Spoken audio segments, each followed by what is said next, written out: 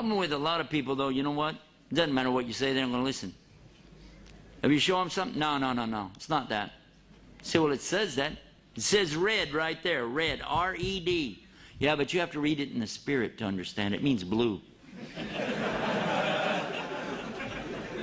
Well, over here it says up. U-P. Up. Yes, but brother, you have to have faith. It means down. Okay. Whatever. Many miracles come with prophets. This is how Allah gives them the clear identification, so you know you got to follow them. In Surah Ar-Rum, for instance, it begins immediately talking about the Romans had been defeated in the nearest land, which was the Arabian Peninsula. And after this defeat, though, they're going to be victorious within 3 to 9 years. It's a word in Arabic that means 3 to 9 years. And sure enough, they were badly defeated in Antioch in 613, and as a result, the Persians swiftly pushed them on all fronts. It was hard to imagine the Romans would ever defeat the Persians, but sure enough, the Quran was right, because the Romans were victorious within 3 to 9 years. It was in the year 622, 9 years after the Romans' defeat. The two forces met again on Armenian soil. The result was decisive victory in favor of the Romans. MashaAllah. Prophecy was fulfilled. Now that's a prophecy, though, in the time of Muhammad. So the detractors from Islam would say, well, he made it up after the fact. Never mind the fact that we know when it was revealed because people were reciting it. But they'll still say, well, I don't believe that. I don't want to believe that. It's not mentioned in this book, but most of you will know it when I mention it to you. The most amazing miracle that I know of dealing with the Quran and the Prophet Muhammad sallallahu alaihi wasallam is one that I thought about after I saw a movie called Back to the Future. Haram, haram. Anyway. The movie Back to the Future talks about a guy who goes in the past, then he wants to go back to the future. They had another sequel to it where he goes into the future, then a third sequel to it where he goes in the future, and then he goes way in the past back to the Old West, and then goes back and forth. He's going back and forth and back and forth. Michael J. Fox was in that. But I thought about this, and then I thought about something. Nobody could really predict things that happened in the ancient past that people are arguing about. They don't even know what it is for sure. But somebody to predict something in the past and then make a connection with that to something in the future. Do you think somebody could do that? That would be really tough. I want you to take a subject that happened, let's say, 3,000 years ago, okay? And I want you to take that subject and then predict something about it 1,500 years from now, and let's see how well you can do.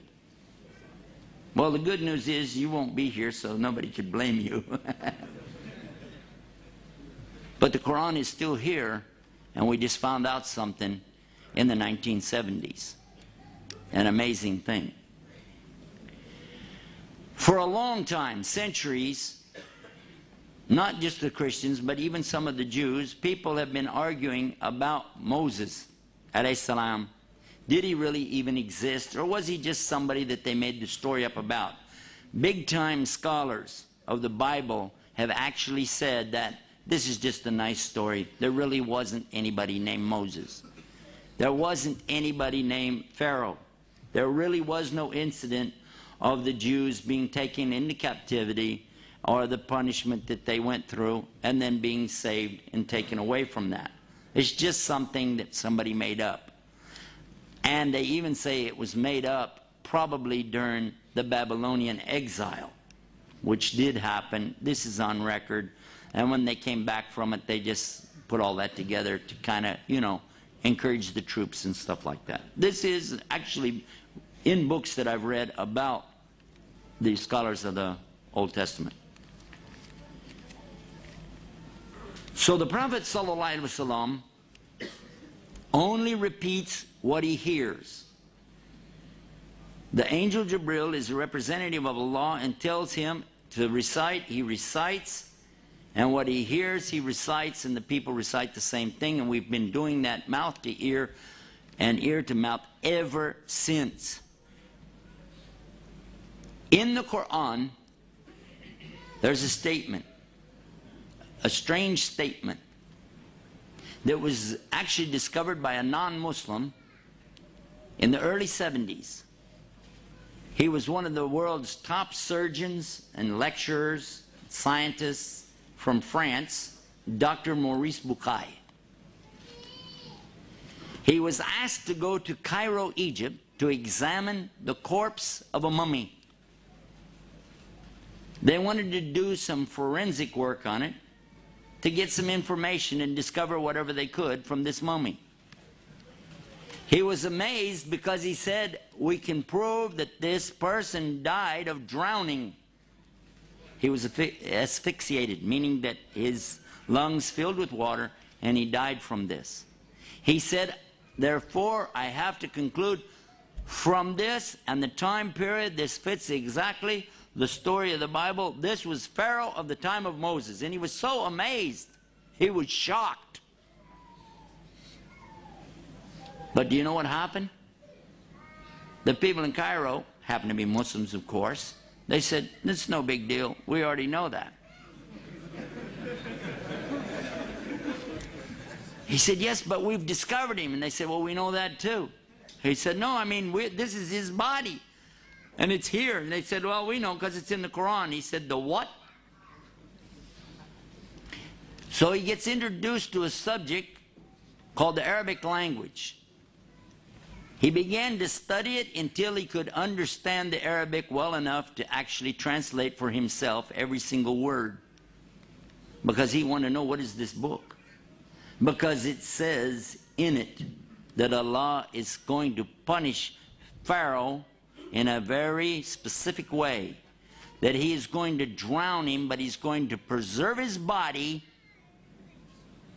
as a sign. And sure enough, he's a sign for all to see today, because that body has been put on tour and taken all around the world to show this Pharaoh. If you haven't seen it, I have. I saw it when it was on exhibition in Chicago. Happened to be up there, went to the museum and saw it. They've toured this body around the world and said, most likely, this could be Moses. Not Moses himself, but the Pharaoh of Moses' time. There he is. Amazing, huh? But that's not where it ends. Dr. Bucaille continued his study until he managed to go through the disciplines of geology and geography, astronomy, embryology, and prove without a shadow of a doubt that every single reference in the Quran to science is absolutely, emphatically proven to be correct. It was his book that was first published in the French language that really stood the science people up on their ear. It was translated then into the English language, and it was called in English, the Bible, the Quran, and science. He wrote another book, The Origin of Man, because it became evident, without any doubt, what Allah had said in the Quran proves there is a God, a creation, and human beings did not come from monkeys. And we believe that as Muslims. Although I still wonder, you know, when I look at my brother-in-law, I can't help but think that, never mind, this is another subject.